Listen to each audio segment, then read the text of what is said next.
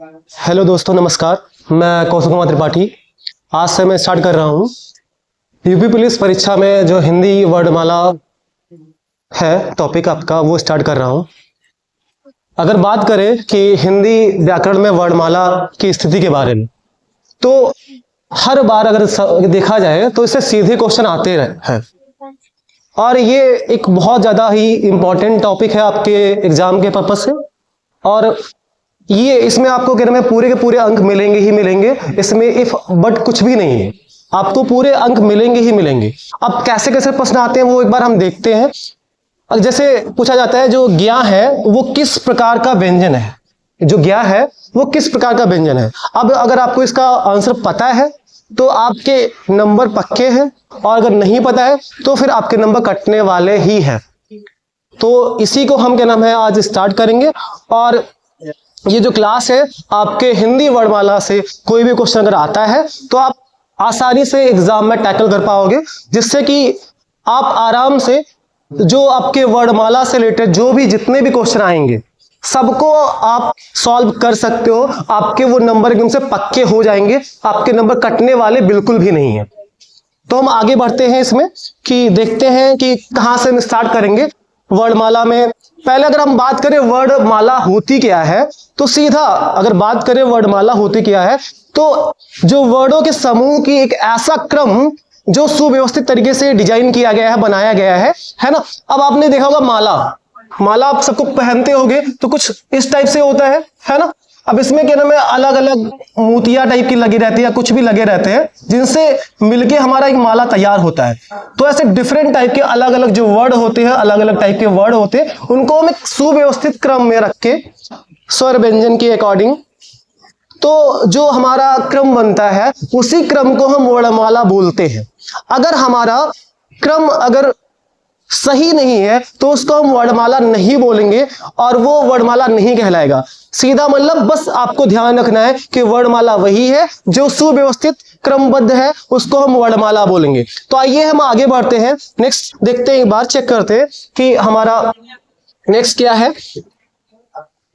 अब हम बात करेंगे कि हम वर्णमाला को कैसे पढ़ेंगे।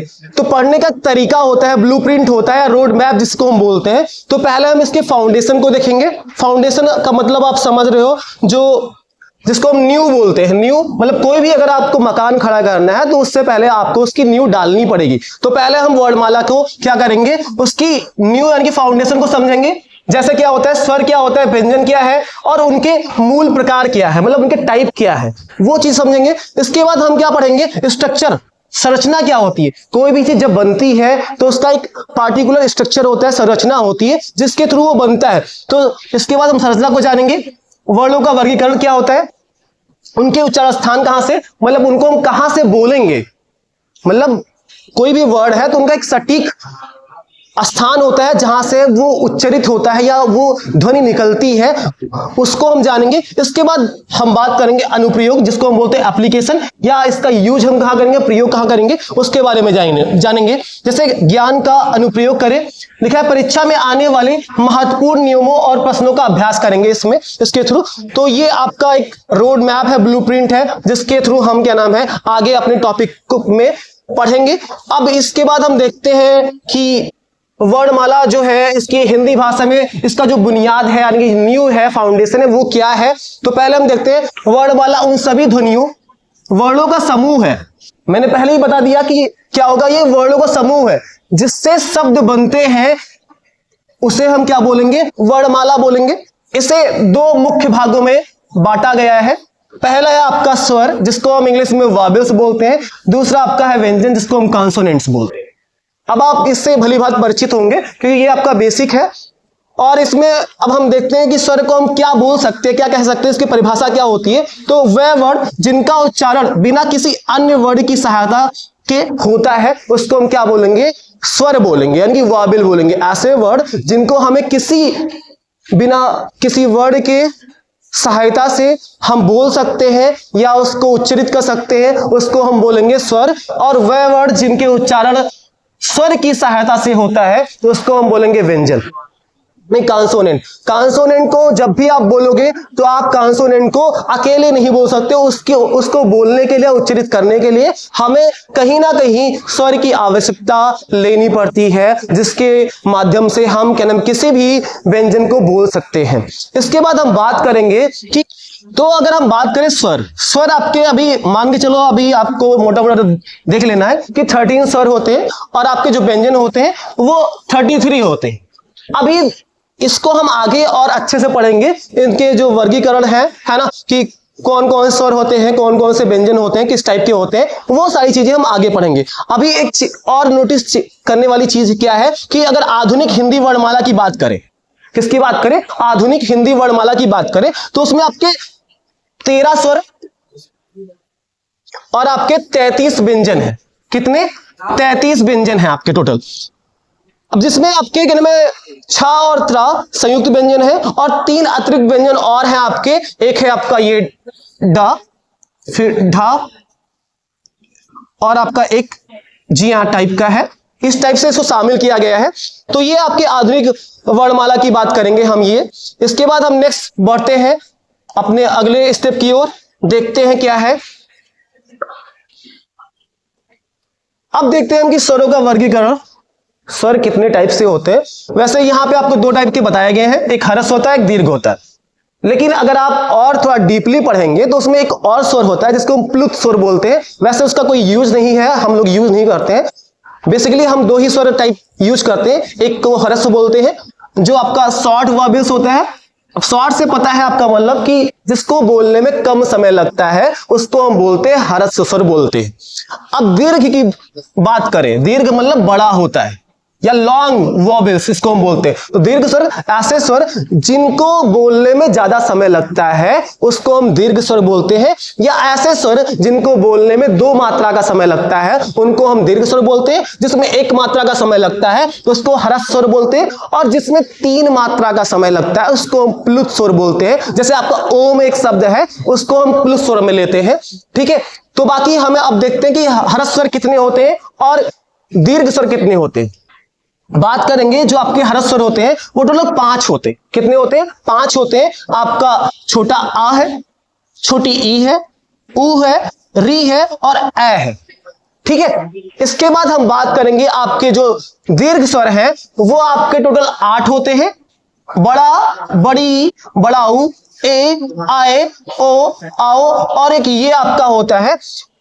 तो ये टोटल मिला के आपके हो गए स्वर, दीर्घ स्वर। परीक्षा में अक्सर जो प्रश्न आते हैं कि हरस व दीर्घ स्वर में अंतर बताइए, है ना, कि हरस स्वर में क्या अंतर है, दीर्घ स्वर में क्या अंतर है, कैसे पहचानेंगे। या हरस के उच्चारण में कम समय लगता है जबकि दीर्घ के उच्चारण में अधिक समय लगता है। तो आप ऐसे किसी भी स्वर को पहचान सकते हो और जान सकते हो कि कौन सा हरस स्वर है, कौन सा दीर्घ स्वर है। जैसे आपके एग्जाम में आ जाए कि जो ये बड़ा आ है ये किस टाइप का स्वर है, तो आप आसानी से अब आंसर दे ले जाओगे कि ये आपका क्या है, दीर्घ स्वर है। तो इसके बाद हम नेक्स्ट देखते हैं और बात करते हैं आपके नेक्स्ट के बारे में कि अब हम बात करते हैं व्यंजनों की दुनिया में, यानी कि व्यंजन आपके कितने होते हैं, इनका वर्गीकरण कैसे किया गया है। तो व्यंजन वह वर्ड है जिनका उच्चारण स्वरों की मदद से किया जाता है। ऐसे वर्ड जिनको हम क्या नाम है स्वर के मदद से बोलते हैं, उनका उच्चारण करते हैं, उनको हम व्यंजन बोलते हैं। इन्हें मुख्यतः अगर बात करें तो हम 3 भागों में बांटा जा सकता है। पहला क्या है, आपके वर्गीय व्यंजन होते हैं, जिसमें अगर हम बात करें तो आपके का वर्ग, इसको याद करने के लिए का, चा या कचौटता प्यार एक है तो उससे इसको हम याद कर सकते हैं। तो ये का से लेके आपके पा वर्ग तक सारे आपके जो वर्ड आते हैं टोटली 25 होते हैं। ये 1 2 3 4 और ये 5, इधर भी आपके 1 2 3 4 5, टोटल आपके ये 5 × 5 = आपके 25 वर्ड जो होंगे वो आपके आएंगे किसमें, वर्गीय व्यंजन में आएंगे, जिसको हम का वर्ग से पा वर्ग तक कुल व्यंजन जो आपके होते हैं 25 होते हैं। इसको हम क्या बोलेंगे, वर्गीय व्यंजन बोलेंगे या ग्रुप्ड कॉन्सोनेंट बोलेंगे। इसके बाद आता है आपका अंतस्थ व्यंजन, ये आपके सेमी वॉवेल्स होते हैं, ये आपके 4 होते हैं और ये व्यंजन के बीच में स्थित होते हैं। इसके बाद हम बात करेंगे ऊष्म व्यंजन। अब उस व्यंजन क्या होता है, ऐसे व्यंजन, इसको अगर इसको आसानी समझा जाए तो ऐसे व्यंजन जिसको बोलने में हमारे मुख से थोड़ी सी उष्मा निकलती है। अब उष्मा आप सोचोगे कि जब आप अपने आगे ऐसे हाथ लगाओगे तो आपको थोड़ी गरम गरम हवा निकलेगी, उसको बोलते हैं उष्म व्यंजन बोलते हैं। ये आपके टोटल 4 होते हैं जिनका उच्चारण मुख से गर्म हवा निकलती है और इसको इसी वजह से हम पहचान सकते हैं। तो ये हो गया। अब देखते हैं कौन कौन से व्यंजन आपके हैं, एक बार हम चेक करते हैं। तो ये आपके व्यंजनों का संपूर्ण खाका आपको यहां पे मिल जा रहा है। यहां से हम पहले बात करेंगे वर्गीय व्यंजन, जो आपके टोटल 25 है। मैंने आपको बताया का वर्ग, चा वर्ग, टा वर्ग, ता वर्ग और पा वर्ग। अब इसको याद करने के लिए आपको अगर वर्णमाला याद है तो आप याद कर सकते हो, या फिर अगर आपको एक कचोटता प्यार नाम से क्या नाम है इसका ट्रिक है, उससे आप इसको याद कर सकते हो। अब इसमें आपको दिखाई दे रहा है का से लेके खा, गा, घा, अंगा, ये टोटल 5 वर्ड इसमें है, 5 इसमें है और 5 इसमें है, 5 इसमें भी है और आपके 5 इसमें भी है। टोटल अगर ऐड किया जाए तो ये 25 वर्ड आपके कहलाएंगे क्या, वर्गीय व्यंजन कहलाएंगे। इसके बाद बात हम करेंगे अंतस्थ व्यंजन की। ये 4 आपको मैंने पहले बताया था कौन कौन से, या है, रा है, ला है और वाह है। आप ये आसानी से याद कर सकते हो, बस आपको ये 4 पता होने चाहिए। इसके बाद बात करेंगे उस व्यंजन, ये आपके 4 है। ये आपका तालव्य श है, मूर्धन्य श है, दंत श है और आपका हा है।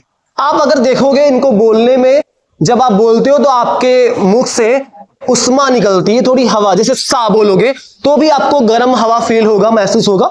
आप मूर्धन्य सा बोलोगे या दंत सा बोलोगे या हा बोलोगे, ये चारों सा आप आराम से, मतलब 3 सा और एक हा आप याद कर लो, ये आपके उस व्यंजन है। अब बात करेंगे टोटल कितने व्यंजन हो गए हमारे, 25 तो हमारे हो गए वर्गीय व्यंजन, 4 अंतस्थ व्यंजन और 4 हमारे हो गए उस व्यंजन। टोटल अगर देखा जाए तो ये हमारे टोटल 33 व्यंजन बन गए और ये हमारे व्यंजन कंप्लीट हो गए। इसके बाद हम बात करेंगे नेक्स्ट, देखते हैं कि हमारा नेक्स्ट टॉपिक क्या है इसके बाद। तो एक बार और हम नेक्स्ट देखते हैं कि विशेष वर्ड और चिन्ह, जैसे आपके कुछ ऐसे चिन्ह या वर्ड आप यूज करते हो जिनका हम हिंदी में यूज करते हैं। एक आपका अनुस्वार होता है, दूसरा विसर्ग होता है और एक आपका संयुक्त व्यंजन होता है। तो इनके बारे में हम जानेंगे। पहले हम बात करेंगे कि अयोगवाह क्या होता है, यानी कि ऐसे जो ना स्वर है ना ही व्यंजन है उनको हम अयोगवाह बोलते हैं। अब इसमें आपके 3 है, क्या है, अनुस्वार है जो आपकी अंग की बिंदी लगती है किसी भी क्या नाम है वर्ड में। अगर आप देखोगे ना और मां के उच्चारण के लिए आप अंग की बिंदी ऐसे लगाते हो, उसको हम क्या बोलेंगे, अनुस्वार बोलेंगे। ठीक है। अब एक आता है आपका अनुनासिक, जिसको हम चंद्र बिंदु बोलते हैं। उसका सिंबल कुछ इस टाइप से होता है, जैसे आप मां लिखते हो तो मां में जो ऊपर लगता है ये चंद्र बिंदु है, चांद लिखते हो ये आपका चंद्र बिंदु है, इसको हम क्या बोलेंगे, अनुनासिक बोलेंगे। और आपका एक आता है विसर्ग, जो आपका कॉलन साइन जैसा होता है नॉर्मली। अगर जैसे दुख लिखते हो तो दुख के बीच में जो आपको ये साइन दिख रहा है, ये आपका क्या कहलाएगा, विसर्ग कहलाएगा। या जब आप संस्कृत पढ़ते हो, संस्कृत में आपके बहुत सारे ऐसे वर्ड होते हैं, शब्द होते हैं जिनके लास्ट में आपको क्या विसर्ग का यूज करते हो, तो इसको हम विसर्ग बोलते हैं। अब बात करेंगे संयुक्त व्यंजन क्या होते हैं। तो ऐसे व्यंजन जब 2 व्यंजन मिलते हैं तो उनसे हमारा संयुक्त व्यंजन बनता है। अब हम देखेंगे, जैसे हमारे तो इसमें 3 दिखाया है, छा, त्रा और ज्ञा। क्या है, छा, त्रा और ज्ञा। अब छा और त्रा और ज्ञा को देखा जाए, छा, त्रा और ज्ञा को देखा जाए तो ये हमारे 2 व्यंजन से मिलकर बनाए गए हैं। जैसे छा की बात किया जाए तो ये का धन मूर्धन्य सा और प्लस आ से मिलके ये हमारा पूरा संयुक्त व्यंजन छा बना है। आ से त्रा भी है, त्रा आपका बना है ता हलंत प्लस रा हलंत प्लस आ। अब आपने देखा होगा कि इसमें हमने लास्ट में आ भी लिखा है, क्योंकि ये जो हमारे पूर्ण व्यंजन अभी है, क्योंकि अगर इसको हम शुद्ध व्यंजन के रूप में लिखेंगे तो ये हमारे कुछ इस टाइप से, इसके नीचे हमेशा हलंत लगाया जाता है। तो अगर पूर्ण व्यंजन के फॉर्म में लिखेंगे तो हमेशा हमें स्वर के साथ में इनको लिखना पड़ेगा जब इनको हम अलग करते हैं या इनका विच्छेद करते हैं। अब जैसे अगर आपका ज्ञा बात करें तो ये भी 2 वर्डों से मिलकर बना है। आपका एक जा है हलन और एक आपका इया है, ये भी आपका हलंत है प्लस आ। ये इनसे मिलके आपका बना है क्या, ये आपके संयुक्त व्यंजन है। अब इनको याद करने का ट्रिक बस यही है कि ऐसा आप इनको बोलने में अगर आपको लग रहा है कि छा है ना, आपको का और शा और आ से मिलके लग रहा है त्रा, त्रा मतलब ता और रा प्लस आ, ऐसे ज्ञा है तो जा और या, ऐसे इसको हम बोलते भी ऐसे ज्या त्रा छा ऐसे बोलते हैं। तो इससे हम इसको याद कर सकते हैं। अब जैसे अगर इनका उदाहरण देखें, एग्जांपल देखें तो रक्षा, मित्र, ज्ञान, ये सारे कुछ इसके उदाहरण हैं जहां हम इनको शब्दों में यूज करते हैं। इसके बाद हम नेक्स्ट टॉपिक पे आते हैं। अब नेक्स्ट टॉपिक अगर हम देखेंगे, बात करें तो यहाँ पे बात करेंगे किसकी, मात्राओं के बारे में बात करेंगे। तो आप लोग मात्राओं के बारे में जानते हो कि थोड़ा बहुत नहीं पता है तो मैं बता देता हूं। जब स्वर व्यंजनों से मिलते हैं तो वहां पे हम मात्रा लगाते हैं। कोई भी वर्ड जैसे हम लिखते हैं तो उसके अलग अलग उच्चारण स्थान के लिए हम अलग अलग मात्राएं उसमें लगाते हैं। जैसे अगर बड़ा की मात्रा की बात की जाए तो वह सिंबल कुछ इस टाइप से होता है। और जैसे ये काला लिखा है ना, तो ये काला में जो ये ता के बाद और ला के बाद लगा है, ये आपकी बड़ा की मात्रा है। ऐसे छोटी की मात्रा जो आपकी आगे से लगती है ना, इस टाइप से, इसको हम बोलते हैं किताब में जैसे लगा है। ऐसे बड़ी की मात्रा आपकी होती है, जैसे नील में लिखा है। ऐसे आप देख सकते हो छटाऊ की मात्रा कुछ इस टाइप से नीचे लगती है। ऐसे बड़ाऊ की मात्रा है आपकी, आप यहां देख सकते हो। फिर ए की मात्रा है, फिर आय की मात्रा है, फिर ओ की मात्रा है। इसमें बड़ी की मात्रा भी लगाई गई है और इसमें आओ की मात्रा भी आपको दिखाई गई है।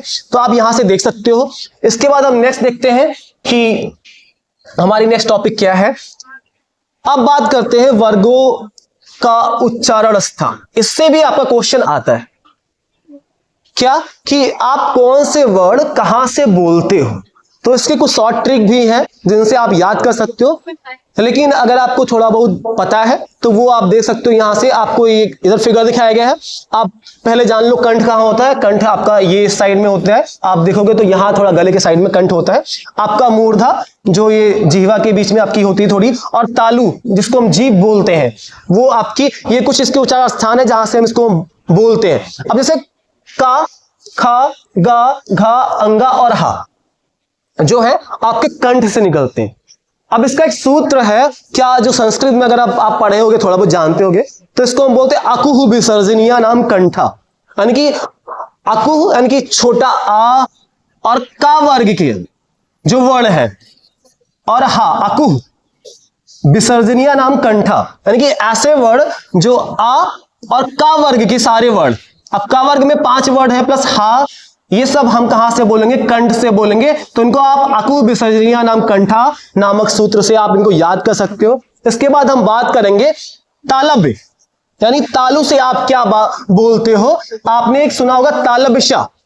तालव्यशा आप सबको पता होगा, थोड़ा इस टाइप से होता है, इसको हम बोलते हैं तालव्यशा। तो नाम जैसा है वैसा इसका उच्चारण स्थान है, इसको हम तालु से ही बोलेंगे। अब इसका सूत्र क्या है, इचु यसा नाम तालु। क्या है, इचु यसा नाम तालु। तो उसमें आ और बड़ा भी आएंगे, दोनों आएंगे। अब बात करेंगे इचु यसा नाम तालु, यानी कि ई बड़ी जो भी है इसके बाद, फिर चा वर्ग। अब चा वर्ग में जितने वर्ड हैं वो सारे इससे बोले जाएंगे। फिर या भी आएगा इसमें, या, और आपका ये तालव्यशा भी आएगा। ये सारे वर्ड आप यहां देख सकते हो, चा, छा, जा, झा, इया, या और सा। इसमें आपका ई नहीं लिखा है तो ये ई भी आएगा, और इसमें आ भी आएगा। आ के जितने भी वर्ड होंगे सारे आएंगे, ई के 2 वर्ड होंगे, छोटी बड़ी दोनों आएंगे। इसके बाद बात करते हैं हम मूर्धन्य के बारे में। तो मूर्धन आपका मूर्धा जिसको हम बोलते हैं, तो इसका सूत्र यही है, ऋतु रसाणाम मूर्धा। क्या है, ऋतु रसाणाम मूर्धा। अब इसको हम कैसे मतलब एक्सप्लेन करेंगे, तो इसमें आपका री आता है, आपने री देखा होगा, तो री भी आपका मूर्धा से ही बोला जाता है। बाकी टा वर्ग के जितने भी वर्ड हैं, टा, ठा, डा, ढा, अड़ा, और आपका सा यानी कि जिसको मूर्धन्य सा, नाम से आपको लग रहा है इसको मूर्धन्य सा ही बोलते हैं। तो जितने भी सा है उनका नाम है, अलग अलग उच्चारण स्थान के आधार पर उनका नाम रखा गया है। तो ये आपका ऋतु रसाणाम तालु हो जाएगा, तो इसको हम तालु से बोलेंगे। इसके बाद हम नेक्स्ट देखते हैं क्या है कि हमारा नेक्स्ट टॉपिक क्या है, देखते हैं। अब देखते हैं इसका भाग 2। अभी तक मैंने भाग 1 पढ़ा रहा था। अब यहां पे दंत यानी कि जो दांत आपके होते हैं, दांत से कौन कौन से वर्ड बोले जाते हैं, साथ में ओष्ठ। ओस्ट मतलब जो आप जब भी कोई वर्ड बोलते हो तो उनको बोलने के लिए हमें अपने ओठ की सहायता यानी कि ओष्ठ की सहायता लेनी पड़ती है। उनको हम ओष्ठ यानी कि ओष्ठीय वर्ड बोलेंगे, और जो हमारे दांत की सहायता से बोले जाते हैं उनको दंतीय वर्ड बोलते हैं। तो यहां पे हम देखते हैं, अब इसका सूत्र इसका भी है। अब सूत्र क्या है इसका? लृत लसानम दंता। नाम क्या है? लृत। एक ला में जो री वर्ड होता है इसको लृ बोलते हैं, लृ, और साथ में ये तावर्ग लृत। फिर ये आपके तावर्ग के जितने भी वर्ड होंगे सब इसी से आएंगे। आप चेक भी कर सकते हो, ता जब बोलते हो तो आपकी जो जिह्वा होती है वो आपके दांत से टकराती है, और आप देख सकते हो कि जो ता, था, दा, धा, ना और ये शा, सा वैसे आपका क्या नाम है, इसी दंतशा में इसको हम दंतशा बोलते हैं, नाम से जैसा है वैसा वो उसका काम भी है। तो इसको हम ऐसे याद कर सकते हैं, लृत लसानम दंता से। इसके बाद आता है आपका ओष्ठ। अब इसमें क्या हो सकता है? उपु पद्मनिया नाम ओष्ठा आता है इसका मतलब। तो इसमें उ जो वर्ड होते हैं स्वर आपके होते हैं, साथ में जो पा वर्ग होता है और आपका वा, ये सब आपके किस में आते हैं? ओष्ठ से बोले जाते हैं। मतलब इनको बोलने में हमें हमेशा क्या करनी पड़ती है? अपने ओठ की मदद लेनी पड़ती है, जिसकी मदद से हम इसको बोलते हैं। तो ये हमारे हो गए क्या नाम है, उच्चार स्थान के आधार पे जो भी हम चीजें बोलते हैं, जो भी वर्ड हम बोलते हैं वो सारी चीजें हो गई। अब हम देखते हैं यहाँ पे कुछ चीजें और आती हैं आपकी। वर्डों का एक और वर्गीकरण आपको मिलेगा, जिसको हम अघोष बोलते हैं या फिर घोष बोलते हैं। अब घोष को हम सघोष भी बोल सकते हैं। क्या बोल सकते हैं? सघोष बोल सकते हैं। तो आपको या तो अघोष मिलेगा या फिर आपको सघोष मिलेगा, दो चीजें आपको मिल जाती हैं। अब एक बार हम थोड़ा बैठ जाते हैं, थोड़ा कुछ और नहीं, और इसके आगे ये यहाँ पे जो तालु का बता रहे थे, मूर्धा तालु वाला, ट्रिक वाला क्या बता रहे थे आप? इसका जो ट्रिक है अगर बात करें तो इसका ट्रिक हम क्या कहलाते हैं? ऋतु रसाणाम मूर्धा। ऋतु मतलब रा, और टू मतलब जो आपका टा वर्ग है, टा वर्ग है। तो ये रा री प्लस टा वर्ग। अब टा वर्ग में आपके 5 वर्ड आएंगे, और फिर एक मूर्धन सा होता है जिसको हम ऋतु रसाणाम मूर्धा, इसीलिए इसमें सा जो आता है इसको मूर्धा से बोलते हैं, इसीलिए इसका नाम भी क्या है? मूर्धन सा है। तो ये इतने सारे मिला के आपके बन जाते हैं ऋतु रसाणाम मूर्धा। ठीक है, अब हम आगे बढ़ते हैं। इसके बाद देखते हैं कि आपके अघोष क्या होते हैं और सघोष क्या होते हैं। तो हम यहां बात कर रहे थे, यानी घोष को सघोष के नाम से भी जाना जाता है। हाँ, इसको हम घोष और सघोष भी बोल सकते हैं, दोनों सेम ही है। ठीक है, यहाँ पे आ उपसर्ग लगा है, यहाँ पे सा लग जाएगा आपका, तो वो सघोष बन जाता है। अब इसका काम क्या है और इसको कैसे हम पहचान सकते हैं, तो वो हम देखते हैं कि इसको पहचानने के लिए हम क्या कर सकते हैं। तो पहली बात, अगर अघोष और सघोष की बात की जाए तो इसको हम अस्पष्ट व्यंजन के, यानी का अस्पष्ट व्यंजन कितने होते हैं आपके? का वर्ग, चा वर्ग, टा वर्ग, ता वर्ग और पा वर्ग में जितने भी वर्ड आते हैं वो सब आपके क्या कहलाते हैं? अस्पष्ट व्यंजन कहलाते हैं, और इनकी संख्या आपकी 25 होती है। आपको मैंने पहले ही बता दिया है। ठीक है, अब यहां बात करेंगे अघोष क्या होता है और सघोष क्या होता है। ठीक है, तो आपके का, चा, ता, ता और पा, मतलब ये पहली लाइन जो आपको दिख रही है, वर्ग के पहले 2 वर्ड। अब ये मतलब 1 इसको रख लो, इसका नाम 2 कर लो, इसको 3 बोल दे, इसको हम 4 बोल दे, इसको 5 बोल दे। अब जो आपके 1 और 2 पे जो होंगे जितने भी वर्ड, वो आपके कहलाएंगे क्या? अघोष कहलाएंगे। जितने भी वर्ड आपके 1 और 2 पे होंगे उनको हम अघोष बोलेंगे। बाकी 3, 4, 5 जितने भी वर्ड आपके 3, 4, 5 पे होंगे उसको हम बोलेंगे क्या? सघोष बोलेंगे, अघोष बोलेंगे। इनकी संख्या आपकी 15 है अभी के लिए अगर इसमें बात करें, और इनकी संख्या आपकी 10 है, यानी कि अघोष आपके टोटल 10 है इसमें, और इसमें आपके टोटल 15 है। तो आप इनका सूत्र याद कर सकते हो, 3, 4, 5 यानी कि 345 इनको हम बोल सकते हैं। इनको हम 12 बोल सकते हैं। 12 का मतलब इनके ये जो ये नंबर है, कॉलम नंबर, यानी कि फर्स्ट कॉलम और सेकंड कॉलम में जितने भी वर्ड आएंगे वो सब आपके क्या कहलाएंगे, अघोष कहलाएंगे, और बाकी जो बच जाएंगे वो आपके सघोष कहलाएंगे। तो ये आपके अघोष और सघोष हो गए। इसके बाद हम नेक्स्ट टॉपिक पे देखते हैं कि हमारी नेक्स्ट टॉपिक क्या है। अब आपको चेक करना है कि आपने अभी तक कितना सीखा है, ठीक है। तो अगर हम देखें कि कौन कौन से वर्ड आते हैं तो इनके आंसर आप क्वेश्चन ऐसे कुछ मिल सकते हैं कि हिंदी वर्णमाला में कुल कितने स्वर हैं। तो आपको मैंने बताया 13, आप 13 लगा सकते हो। अंतस्थ व्यंजन कौन कौन से हैं? अब अंतस्थ व्यंजन आपको मैंने बताया था या, रा, ला और वा, ये आपके 4 क्या है, अंतस्थ व्यंजन है। बाकी ऐसे ज्ञा किस प्रकार का व्यंजन है? तो ज्ञा जो है आपका 2 वर्णों से मिलकर बना है, 2 व्यंजन से मिलकर बना है, जिसको हम क्या बोलते हैं, जा धन इया। अब जब कोई भी वर्ड 2 व्यंजन से मिलकर बनता है तो उसको हम क्या बोलते हैं, संयुक्त व्यंजन बोलते हैं। क्या बोलते हैं, संयुक्त व्यंजन बोलते हैं। तो जो आपका ज्ञा है वो संयुक्त व्यंजन है। और कौन कौन से होते हैं आपके, छा होता है, त्रा होता है, मतलब लास्ट के जो 3 वर्ड होते हैं छा, त्रा, ज्ञा, ये आपके क्या कहलाएंगे, संयुक्त व्यंजन कहलाएंगे। अनुस्वार क्या होता है, अनुनासिक क्या होता है, मतलब अनुस्वार और अनुनासिक में अंतर आपको बताना है। तो अगर अनुस्वार की बात करें तो आपकी अनुस्वार क्या होते हैं, एक अनुस्वार और अनुनासिक में आपको अंतर बताना है। ये आप खुद से चेक करोगे, एक बार ट्राई करोगे कि अनुस्वार क्या होता है और अनुनासिक क्या होता है। आप पीछे की वीडियो देखो और आराम से इसके क्वेश्चन जो भी है आप सॉल्व करो। जैसे री क्या है, ह्रस्व है या दीर्घ है, ये भी आपको चेक करना है। कंठ वर्ड क्या है, अलग कौन से होते हैं। अब कंठ वर्ड आपको मैंने बताया था, एक सूत्र था जिसको हम बोलते हैं अकु विसर्जनम कंठा, यानी तो उनको हम क्या बोलेंगे, कंठ वर्ड बोलेंगे। तो ये आपका हो गया। इसके बाद हम देखते हैं अपनी जो नेक्स्ट टॉपिक क्या है, कि इसको एक मोटा मोटा रिवाइज हम कर लेते हैं कि क्या क्या अब तक हमने पढ़ा, क्या सीखा, वो चीजें हम देखते हैं। तो फर्स्ट क्या बात करेंगे कि हमारे हिंदी वर्णमाला में जो वर्ड है वो कितने हैं, मतलब संख्याएं कितनी है। तो अगर बात करें स्वर की तो स्वर हमारे 13 है, जिसमें से 5 आपके ह्रस्व है और 8 आपके दीर्घ है। व्यंजन कितने हैं, 33 है, जिसमें आपके 25 क्या है, वर्गीय व्यंजन है, 4 आपके अंतस्थ व्यंजन है और आपके 4 जो बच जाते हैं वो उस व्यंजन है।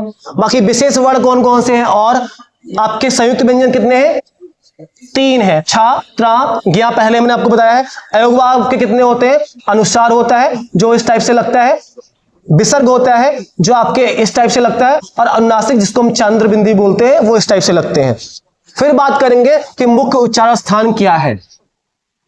कंठ का और हा, जो का वर्ग के जितने भी वर्ड है 5, और हा आपको मैंने पहले से इसका सूत्र बताया है, उससे आप इसको याद कर सकते हो। तालव्य से है चा वर्ग और या और सा वर्ग, मूर्धन से आप यहाँ पे टा वर्ग और सा वर्ग, सा जो आपके वर्ड है मूर्धन सा जो है, या फिर री जो आपका वर्ड है वो भी आप इसी से वो उच्चारित करोगे। दंत यानी कि ता वर्ग जो भी आपके वर्ड आते हैं, और आपका दंतेशा। ओष्ठ में पार्व वर्ग के सभी वर्ड, और वाह आपका क्या कहलाएगा, ओष्ठ, यानी कि उसका उच्चारण स्थान क्या होगा, आपका ओष्ठ होगा। तो इसी के साथ आपकी ये क्लास समाप्त होती है, और आशा करता हूं कि आप सभी को समझ में आया होगा। तो आप इस क्लास को ज़्यादा से ज़्यादा शेयर करें और सब्सक्राइब करें हमारे यूट्यूब चैनल को। मिशन सिलेक्शन नाम से आपको मिल जाएगा, आप इसको कर सकते हैं। धन्यवाद।